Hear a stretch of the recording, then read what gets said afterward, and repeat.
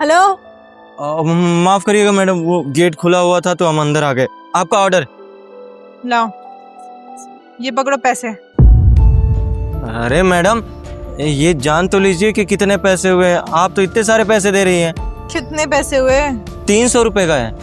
हाँ तो रख लो। अब 300 रुपए के चक्कर में तुमसे चिक चिक करूँ मैं?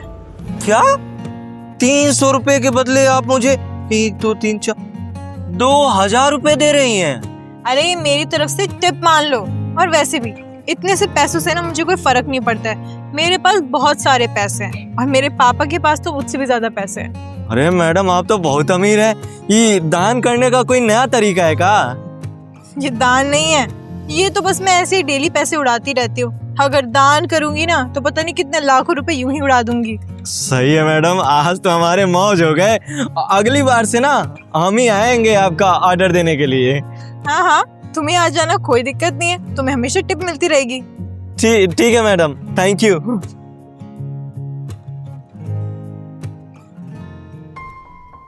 नमस्ते मैडम जी। नमस्ते, लाओ ऑर्डर। लीजिए। ले लो पैसे।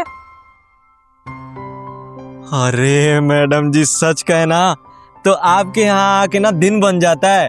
ऐसे तो हम दिन का वही 600-700 रुपया कमाते हैं, लेकिन जिस दिन आपके यहाँ का ऑर्डर होता है ना, उस दिन तो हमारा दिन बन जाता है। कम से कम 3-4 हजार का मुनाफा होता है हमारा। भाई देखिए, 2500 रुपया दिए। 500 का ऑर्डर है, 2500 दे रही हैं। वैसे एक बात पूछे मैडम, इतना सारा पैसा आता कहाँ से है? तुम डिलीवरी बॉय हो, डिलीवरी बॉय बन के रहो। मेरी पर्सनल लाइफ में ज्यादा घुसने की जरूरत नहीं है। कहीं से भी आए पैसा, तुम्हें क्या मतलब? पैसे दे रही हो ना तो चुप करके लेते रहो। नहीं, आप तो गलत समझ गए। नाराज मत होइए, हम तो बस ऐसे ही पूछ रहे हैं। वो क्या है ना कि जब से आपके यहाँ हम आ रहे हैं डिलीवरी देने के लिए ना, तब से हमारा बहुत मुनाफा हुआ है। बहुत पैसा बचा के रखे हैं, कम से कम 20-25 हजार रुपया बचा लिए हम। हाँ ठीक है, जाओ जाओ। तुम जैसे गरीबों का भला तो मैं करती रहती हूँ। जी मैडम, नमस्ते।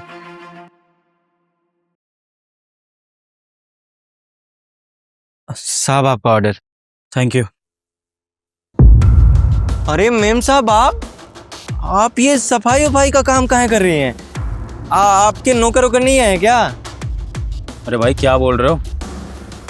तुम क्या जानते हो उसको? अरे हाँ साहब, हम जानते हैं इनको, बहुत अच्छे से जानते हैं। और आप हमसे ऐसे कहाँ पूछ रहे हैं कि हम इनको जानते हैं या नहीं जानते हैं? यहाँ हम हमेशा आते रहते हैं डिलीवरी देने के लिए। वैसे मेम साहब, आप अपने ही घर में मालकिन हो करके ऐसे सफाई वफाई कहाँ कर रही हैं? ओ हेलो भाई, ये इस घर की मालकिन नहीं है। इस घर का मालिक मैं हूँ। और ये मैडम मेरे अंडर नौकरानी लगी हुई है, सैलरी पर काम करती है छोटी मोटी। तुम्हें कोई गलतफहमी हो गई है कि इसका घर है और ये अमीरजादी है। क्या बकवास कर रहे हैं साहब? हाँ मेम साहब, इस घर की नौकरानी? अरे दिमाग होश में तो है ना, कुछ भी बोले जा रहे हैं आप। मेम साहब, ये क्या बोल रहे हैं? आप जैसे इंसान जो हम जैसे गरीबों को 100 रुपए के ऑर्डर पे हजार रुपए का टिप दिया करती थी, आपको ये नौकर बता रहे हैं? इतनी गरीबी आ गई है आपकी? तो ये बात है। कंचन, बताओ इन भाई साहब को कि कैसे तुम अर्श से फर्श पर आ गई। कैसे एक अमीरजादी लड़की एक नौकरानी बनकर आज मामूली सी तनख्वाह में काम कर रही है। बताओ उसको अपनी डिमोटिवेटिंग जर्नी। जी साहब, साहब बिल्कुल सही कह रहे। मैं पैसे वाली थी, हो नहीं। पहले मैंने पैसे के घमंड में इतनी ऐश करी कि अब साहब के यहाँ पर नौकरानी बनकर रह गई हूँ। इसमें मेरी ही गलती है। हालातों को दोष नहीं दूंगी मैं ही अपने पैसे को समेट नहीं पाई।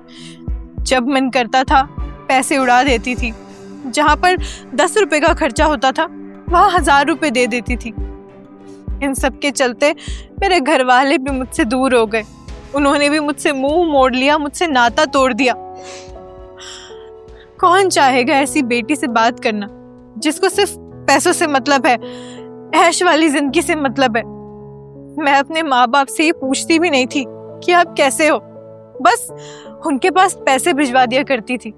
मुझे लगता था पैसों से मैं रिश्ते भी खरीद सकती हूँ, रिश्तों को बरकरार रख सकती हूँ। लेकिन नहीं, ये सब कुछ मुझ पे ही उल्टा पड़ गया। पहले मेरे पास सब कुछ था और आज ना मेरे पास मेरा परिवार है और ना ही मेरे पास पैसा।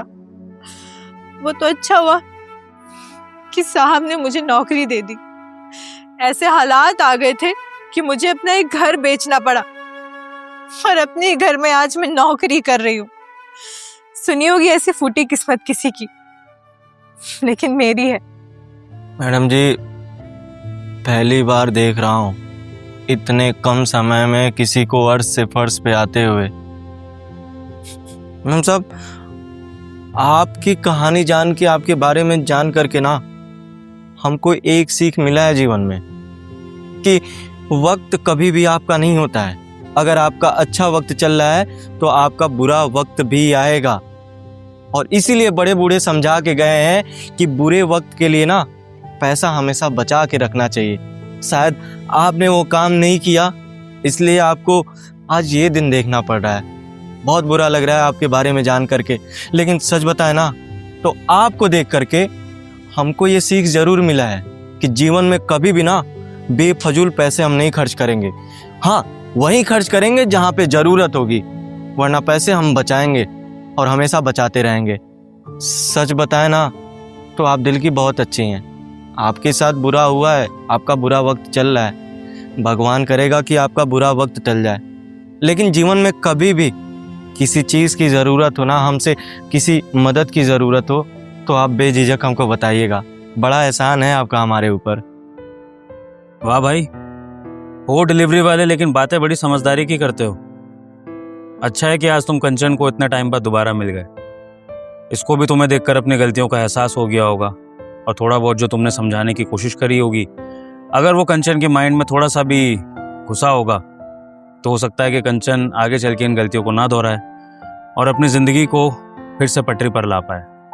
पर भाई, जो समझ की बातें तुमने करी है ना, देखना एक दिन तुम इस काम से ऊपर उठोगे और तुम कुछ अच्छा भी करोगे। बस ऐसे ही ज़िंदगी में समझदारी दिखाना, क्योंकि समझदार इंसान ही ज़िंदगी में आगे बढ़ सकता है। जी साहब, शुक्रिया आपका। चलते हैं हम। नमस्ते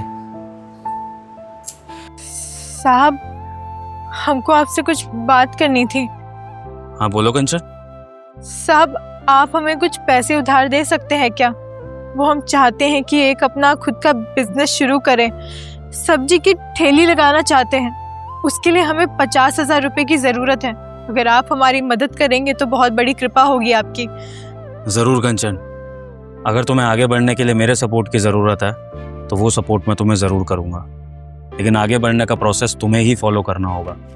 तो ठीक है, मेरी तरफ से हाँ है। तुम्हें जितने भी पैसों की या जैसे भी रिसोर्सेज की ज़रूरत हो, मैं खुद तुम्हारी मदद करूँगा, और मैं चाहता हूँ कि तुम ज़िंदगी में आगे बढ़ो, तरक्की करो। लेकिन एक वादा करना कंचन, जब ज़िंदगी में दोबारा पटरी पर आ जाओ, स्टेबल हो जाओ, तो फिर से वो गलती मत दोहराना जो पास्ट में दोहराई थी। पैसे की कदर करना, पैसे को सही जगह खर्च करना, सेविंग करना, और अगर लगे ना कि पैसा बहुत ज़्यादा हो रहा है, संभाला नहीं जा रहा है, तो चुपचाप उसको भगवान की शरण में चढ़ा देना या गरीबों में दान कर देना, लेकिन उसका मिसयूज मत करना।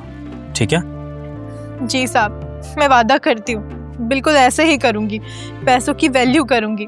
और साहब, हम ना यहाँ पर भी अच्छे से काम करेंगे, सुबह से शाम तक यहाँ पर काम करेंगे और फिर शाम को ठेली लगाएंगे।